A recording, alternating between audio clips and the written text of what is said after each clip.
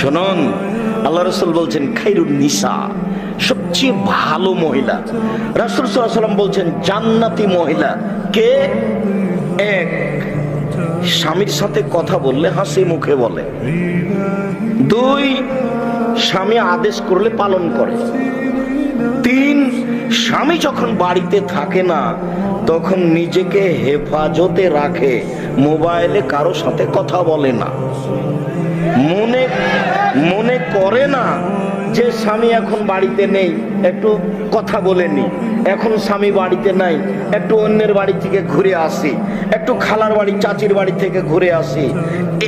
এইটা মনে করে না যেই মহিলা, তার জন্য জান্নাত খোলা আছে। ওরা যারা জান্নাতে যাবে সিরিয়াল এক, আল্লাহ রাসূল বলছেন নবীগণ জান্নাতে যাবেন। দুই, শহীদেরা জান্নাতে যাবে। তিন, সত্যবাদীরা জান্নাতে যাবে।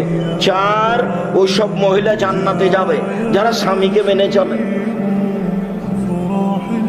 সিরিয়াল মুহাম্মদ সাল্লাল্লাহু আলাইহি ওয়াসাল্লাম এইভাবে বললেন।